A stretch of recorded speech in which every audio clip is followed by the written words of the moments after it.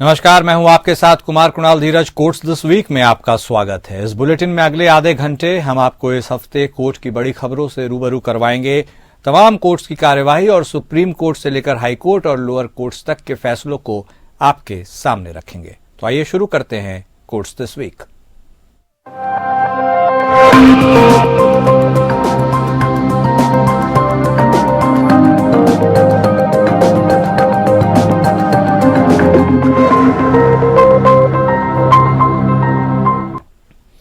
प्रयागराज महाकुंभ में भगदड़ से हुई मौत मामले में दाखिल जनहित याचिका पर सुप्रीम कोर्ट ने सुनवाई से इंकार किया है। सीजेआई जस्टिस संजीव खन्ना ने मामले पर सुनवाई के दौरान टिप्पणी करते हुए कहा कि महाकुंभ में घटी घटना दुर्भाग्यपूर्ण है और यह वाकई चिंता का विषय है। उन्होंने कहा कि इस मामले पर इलाहाबाद हाईकोर्ट में पहले से ही याचिका पेंडिंग है। याचिकाकर्ता चाहे तो वहां जाकर अपनी बात रख सकते हैं। वहीं यूपी सरकार की ओर से कोर्ट को बताया गया कि सरकार ने जांच के लिए न्यायिक आयोग का गठन कर दिया है। फिलहाल सुप्रीम कोर्ट ने याचिकाकर्ता को इलाहाबाद हाईकोर्ट जाने की इजाजत देते हुए याचिका को वापस लेने के आधार पर खारिज कर दिया। दरअसल प्रयागराज महाकुंभ में हुई भगदड़ पर स्टेटस रिपोर्ट और इसके लिए जिम्मेदार अधिकारियों पर कार्रवाई की मांग की गई थी। इस याचिका में सभी राज्यों द्वारा कुंभ मेला क्षेत्र में सुविधा सेंटर खोलने की मांग की गई थी, जिससे गैर हिंदी भाषी लोगों को सुविधा मिले। याचिका में मांग की गई थी कि ऐसे आयोजनों में वीआईपी मूवमेंट सीमित किया जाए, जिसकी वजह से ज्यादा जगह आम आदमी के लिए रखा जाए। याचिका में बड़े धार्मिक आयोजनों में भगदड़ से बचने और लोगों को सही जानकारी दिए जाने के लिए देश की प्रमुख भाषाओं में डिस्प्ले बोर्ड लगाने, मोबाइल व्हाट्सएप पर राज्यों द्वारा अपने तीर्थयात्रियों को जानकारी दिए जाने की मांग की गई थी। कुंभ में भगदड़ में हुई मौतों पर एडवोकेट विशाल तिवारी ने अदालत में जनहित याचिका दायर की थी। याचिकाकर्ता ने कहा कि यह घटना सिर्फ एक राज्य की नहीं है, भगदड़ की घटनाएं अब नियमित हो गई हैं। इस याचिका में कुंभ में आने वाले श्रद्धालुओं की सुरक्षा को लेकर दिशा निर्देश लागू करने की मांग की गई थी। बता दें कि महाकुंभ में मची भगदड़ में 30 लोगों की मौत हो गई थी, जबकि कई लोग घायल हुए थे।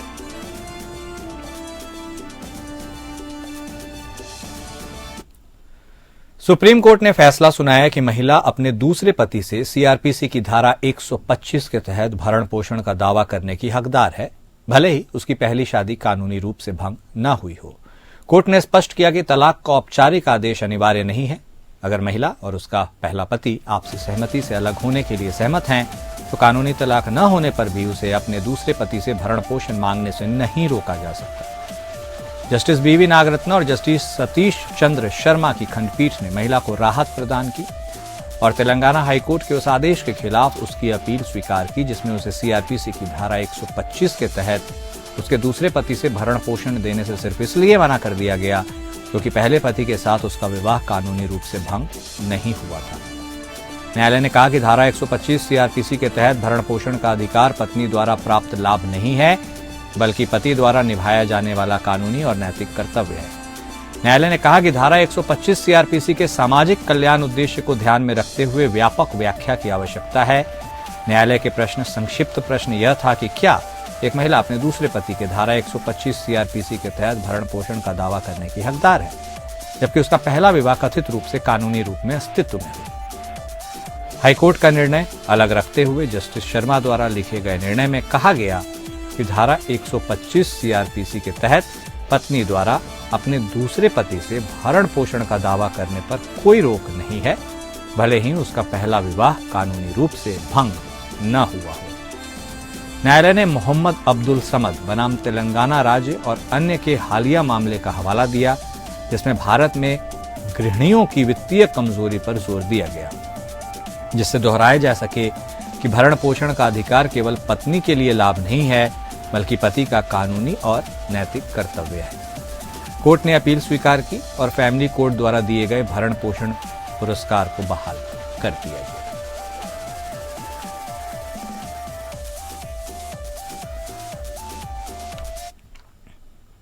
सुप्रीम कोर्ट ने डिस्कवरी कम्युनिकेशंस इंडिया के अधिकारियों और संपत्ति को स्वयंभू बाबा आसाराम बापू पर डॉक्यूमेंट्री के संबंध में प्रसारण चैनल को मिल रही धमकियों के खिलाफ अंतरिम पुलिस सुरक्षा प्रदान की। चीफ जस्टिस संजीव खन्ना और जस्टिस संजय कुमार की खंडपीठ डिस्कवरी इंडिया के शीर्ष अधिकारियों द्वारा दायर याचिका पर सुनवाई कर रही थी, जिसमें कहा गया कि cult of fear Asaram Bapu नामक शो के रिलीज होने के बाद ब्रॉडकास्टर्स के सोशल मीडिया अकाउंट पर डिस्कवरी और इससे जुड़े लोगों के खिलाफ कई नफरत भरी टिप्पणियां प्राप्त हुई। याचिकाकर्ताओं का प्रतिनिधित्व करने वाले सीनियर एडवोकेट अभिनव मुखर्जी ने कहा कि याचिकाकर्ताओं के लिए देश भर में स्वतंत्र रूप से यात्रा करना कठिन होता जा रहा है। मुखर्जी ने तर्क दिया, पुलिस ने कुछ नहीं किया, हम घर चले गए और कर्मचारियों से काम पर न आने को कहा। हमें अब एक पत्र भी मिला है जिसमें हमें बड़े पैमाने पर आंदोलन की धमकी दी गई। 2018 में एक दिशा निर्देश है जिसे माननीय जजों ने निर्धारित किया। खंडपीठ ने अपने आदेश में निर्देश दिया 3 मार्च 2025 से शुरू होने वाले सप्ताह में नोटिस वापस किया जाना चाहिए। इस बीच हम पुलिस अधिकारियों से अनुरोध करते हैं कि वे सुनिश्चित करें कि याचिकाकर्ता को कार्यालय का उपयोग करने दिया जाए और याचिकाकर्ताओं को शारीरिक नुकसान पहुंचाने की कोई धमकी न दी जाए। यह याचिका संविधान के अनुच्छेद 32 के तहत दायर की गई, जिसमें केंद्र सरकार, कर्नाटक, महाराष्ट्र, पश्चिम बंगाल, दिल्ली, हरियाणा, तेलंगाना और उनके संबंधित पुलिस प्रमुख शामिल थे। याचिकाकर्ताओं ने दावा किया कि बलात्कार के मामलों में आजीवन कारावास की सजा काट रहे आसाराम बापू पर वृत्त चित्र, सार्वजनिक रिकॉर्ड, अदालती आदेशों और गवाहों की गवाही के आधार पर बनाया गया OTT प्लेटफॉर्म डिस्कवरी प्लस पर वृत्त चित्र जारी होने के बाद उन्होंने दावा किया कि उन्हें धमकियां मिली। बताया गया कि 30 जनवरी को उनके मुंबई कार्यालय के बाहर भीड़ जमा हो गई और हंगामा करने लगी। पुलिस ने भीड़ को तितर-बितर कर दिया, लेकिन अपराधियों के खिलाफ कोई कार्रवाई नहीं की गई।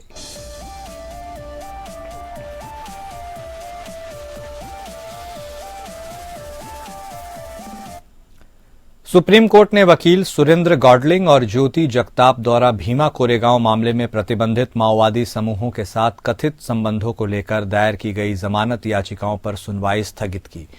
जस्टिस MM सुंदरेश और जस्टिस राजेश बिंदल की खंडपीठ ने राष्ट्रीय जांच एजेंसी NIA द्वारा सह आरोपी महेश राउत को दी गई जमानत को चुनौती देने वाली अपील पर भी सुनवाई स्थगित की। इन सभी पर गैर कानूनी गतिविधि रोकथाम अधिनियम या UAPA के तहत आरोप लगाए गए। जस्टिस बिंदल ने कहा, सिर्फ प्रतिनिधित्व नहीं कर रहे हैं बल्कि कई अन्य काम कर रहे हैं। ग्रोवर ने तुरंत जवाब दिया कि वे केवल आरोप है जिन्हें वे झूठा साबित कर सकते हैं। जस्टिस बिंदल ने पलटवार करते हुए कहा कि इस स्तर पर न्यायालय को केवल आरोपों को देखने की आवश्यकता है। जस्टिस बिंदल ने तब तक कहा कि आरोपी मुकदमे में देरी कर रहा है। ग्रोवर ने इस कथन का खंडन करते हुए कहा कि केवल 207 CRPC की कार्यवाही चल रही है। ग्रोवर ने कहा कि वह सही तस्वीर दिखाने के लिए रिकॉर्ड पेश कर सकते हैं और समय का अनुरोध किया। सह आरोपी ज्योति जगताप और महेश राउत की ओर से पेश सीनियर एडवोकेट मिहिर देसाई के अनुरोध किया कि उनके मामलों को जल्दी लिया जाए। राउत के संबंध में देसाई ने बताया कि बॉम्बे हाईकोर्ट ने उन्हें जमानत का हकदार पाया, लेकिन जमानत के संचालन पर रोक लगाई और सुप्रीम कोर्ट समय समय पर रोक बढ़ाता रहा।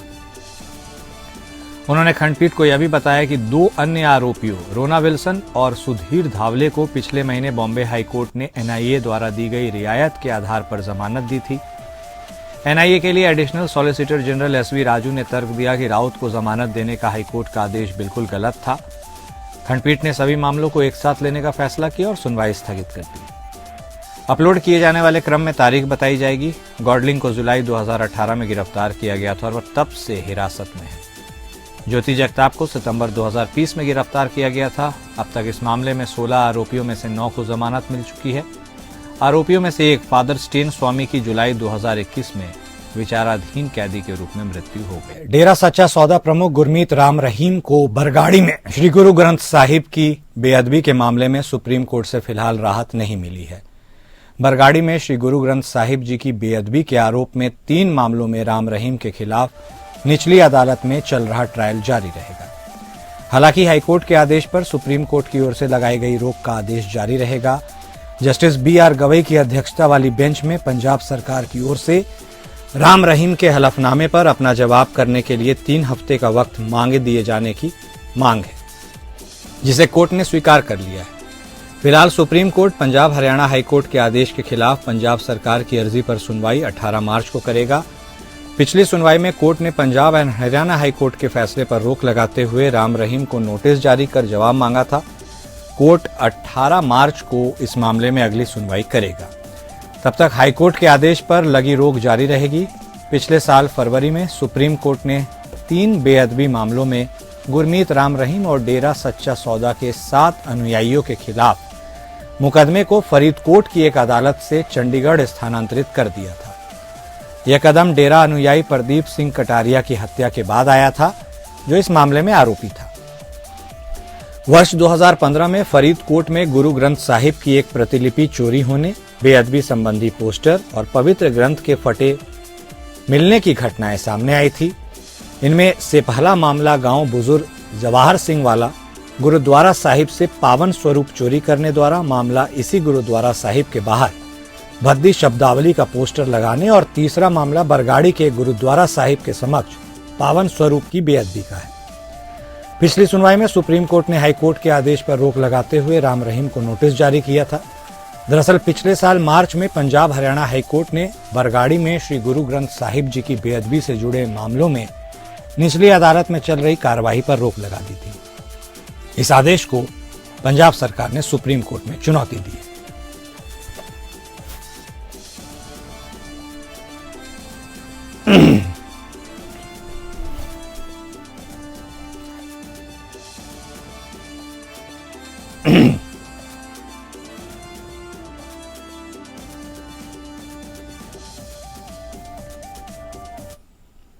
पंजाब के मुख्यमंत्री बेअंत सिंह की हत्या के दोषी जगतार सिंह द्वारा दिल्ली की तिहाड़ जेल से पंजाब के किसी जेल में ट्रांसफर किए जाने की मांग वाली याचिका पर चंडीगढ़ प्रशासन को नोटिस जारी कर 4 हफ्ते में जवाब देने को कहा है। जस्टिस BR गवई की अध्यक्षता वाली बेंच में पंजाब सरकार के वकील ने हवारा की याचिका का विरोध करते हुए कहा कि इस मामले में पंजाब का कोई सरोकार नहीं है। वैसे भी बॉर्डर स्टेट को लेकर एडवाइजरी की वजह से उसे यहां नहीं रखा जा सकता, जबकि घटना और उस मामले में सजा चंडीगढ़ में हुई थी। इसके बाद कोर्ट ने चंडीगढ़ सरकार को नोटिस जारी किया। दरअसल जगतार सिंह द्वारा ने तिहाड़ जेल से पंजाब की किसी जेल में ट्रांसफर करने की मांग की। 2007 में एक ट्रायल कोर्ट ने हवारा को मौत की सजा सुनाई थी, लेकिन 2010 में पंजाब और हरियाणा उच्च न्यायालय ने इस सजा को आजीवन कारावास में बदल दिया था, इस शर्त के साथ कि उसे जीवन भर रिहा नहीं किया जाएगा। हवारा और अभियोजन पक्ष दोनों इस फैसले के खिलाफ जो उन्होंने अपील की वह सुप्रीम कोर्ट में लंबित है।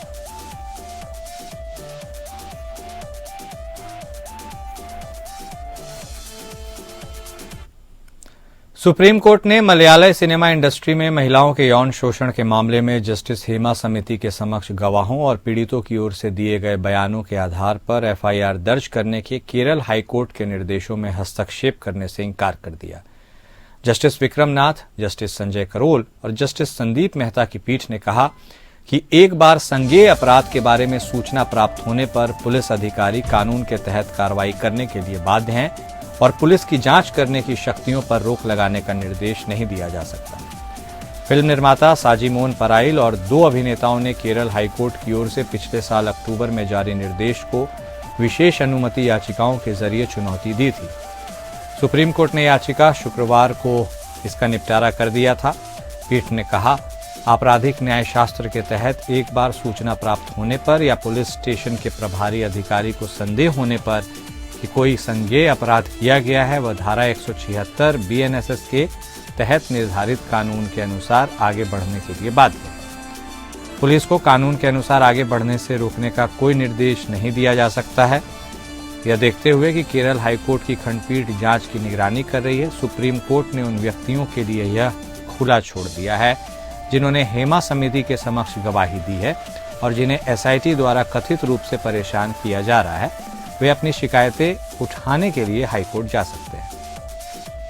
यदि ऐसी कोई शिकायत उठाई जाती है तो हाईकोर्ट उनकी जांच करेगा। हाईकोर्ट यह भी जांच करेगा कि क्या FIR SIT द्वारा एकत्र की गई सामग्रियों के आधार पर दर्ज की गई है या उन्हें बिना किसी सामग्री के दर्ज किया गया। हाईकोर्ट उन व्यक्तियों की शिकायतों पर भी गौर करेगा जिन्होंने जस्टिस हेमा समिति के समक्ष गवाही दी थी। उन्हें SIT के समक्ष गवाही देने के लिए अनावश्यक रूप से परेशान किया गया है या मजबूर किया गया है। मौजूदा याचिका में 14 अक्टूबर 2024 को हाईकोर्ट की खंडपीठ द्वारा जारी निर्देश को चुनौती दी गई थी।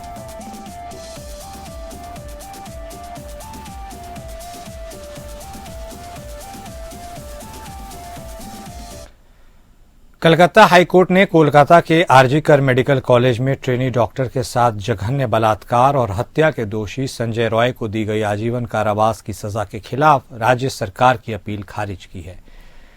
जस्टिस देवांशु बसाक और जस्टिस शब्बर रशीदी की खंडपीठ ने मामले की जांच करने वाली केंद्रीय जांच ब्यूरो द्वारा दायर एक अलग अपील स्वीकार की। इससे पहले अदालत ने राज्य के एडवोकेट जनरल और सीबीआई के एएसजी एसवी राजू की दलीलें सुनने के बाद अपना फैसला सुरक्षित रख लिया था। अगस्त 2024 में इस घटना ने पूरे देश में काफी हंगामा मचाया, जिसके बाद हाईकोर्ट ने मामले को सीबीआई को सौंप दिया, जिसने सेशन जज में आरोप पत्र दाखिल किया। यह मामला सुप्रीम कोर्ट तक पहुंचा, जिसमें डॉक्टरों की कार्यस्थल सुरक्षा के लिए दिशा निर्देश बनाने और जांच की निगरानी करने के लिए इसे स्वतः संज्ञान में लिया गया। इस विभत्स घटना के बाद कोलकाता और पूरे देश में विरोध प्रदर्शन हुए, जिसमें अपराधियों को न्याय के कटघरे में लाने की मांग की गई। कलकत्ता हाईकोर्ट ने जनहित याचिका में जांच को सीबीआई को सौंप दिया, जिसने पश्चिम बंगाल सीआईडी से कार्यभार संभाला, जिसने बलात्कार हत्या मामले में मुख्य आरोपी संजय रॉय को गिरफ्तार किया। कलकत्ता हाईकोर्ट के समक्ष विभिन्न मामले दायर किए गए, जिसने पूर्व प्रिंसिपल संदीप घोष द्वारा कथित दुराचार और भ्रष्टाचार की जांच भी सीबीआई को सौंप दी। क्षेत्राधिकार वाले पुलिस थाने के प्रभारी अधिकारी के खिलाफ भी मामले दर्ज किए गए, जिन्होंने मामले को अप्राकृतिक मौत के रूप में दर्ज किया, जिसमें इस तथ्य की ओर इशारा किया गया कि पीड़िता ने पूर्व प्रिंसिपल के साथ कथित मिलीभगत में आत्महत्या की हो सकती है। हालांकि चूंकि सीबीआई प्रिंसिपल और ओसी के खिलाफ समय पर चार्जशीट दाखिल करने में असमर्थ थी, इसलिए उन्हें जमानत दे दी गई। इस प्रकार मामले में एकमात्र शेष आरोपी जिसके खिलाफ सीबीआई ने चार्जशीट दाखिल की थी, वह मुख्य आरोपी संजय रॉय था।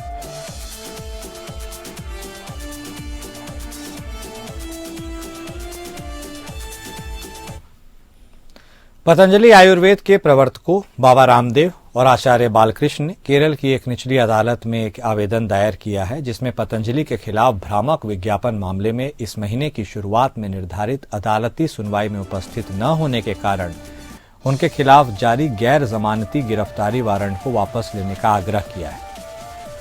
दोनों ने दंड प्रक्रिया संहिता की धारा 205 के तहत एक आवेदन दायर किया है, जो आरोपी व्यक्तियों को व्यक्तिगत रूप से अदालत की सुनवाई के लिए उपस्थित होने से छूट देने और उसके बजाय उनके वकीलों द्वारा प्रतिनिधित्व करने के लिए ट्रायल कोर्ट के विवेक से संबंधित है। पलक्कड़ में न्यायिक प्रथम श्रेणी मजिस्ट्रेट 2 ने शुरू में अदालत में उनकी उपस्थिति सुनिश्चित करने के लिए एक जमानती वारंट जारी किया था, क्योंकि वे समन के बावजूद मामले की 16 जनवरी की सुनवाई में उपस्थित नहीं हुए थे। फिर मामले की सुनवाई 1 फरवरी को तय की गई। हालांकि बाबा रामदेव और आचार्य बालकृष्ण फिर से 1 फरवरी को अदालत में पेश होने में विफल रहे। इसने मजिस्ट्रेट कोर्ट को 3 फरवरी को मामले की सुनवाई तय करने से पहले उनके खिलाफ गैर जमानती गिरफ्तारी वारंट करने के लिए प्रेरित किया। फिर मामले को 6 फरवरी के लिए स्थगित कर दिया गया। रामदेव और बालकृष्ण द्वारा उनके खिलाफ गैर जमानती वारंट को वापस लेने और अदालत की सुनवाई के दौरान उनकी शारीरिक उपस्थिति से छूट देने के लिए दायर आवेदन पर भी सुनवाई होगी। पलक्कड़ ट्रायल कोर्ट के समक्ष मामला पलक्कड़ के औषधि निरीक्षक द्वारा पतंजलि आयुर्वेद से संबंध दिव्य फार्मेसी के खिलाफ शिकायत पर दर्ज किया गया था। इस मामले में आरोप शामिल है कि दिव्य फार्मेसी द्वारा प्रकाशित विज्ञापनों ने औषधि और जादुई उपचार, जिसमें आपत्तिजनक विज्ञापन अधिनियम 1954 के प्रावधानों का उल्लंघन किया है। केरल के कई आपराधिक मामलों में दिव्य फार्मेसी पर ऐसे विज्ञापन प्रकाशित करने का आरोप लगाया गया है जो एलोपैथी सहित आधुनिक चिकित्सा का अपमान करते हैं और बीमारियों को ठीक करने के निराधार दावे करते हैं। ऐसे ही एक मामला कोझिकोड में न्यायिक प्रथम श्रेणी मजिस्ट्रेट कोर्ट के समक्ष भी लंबित है।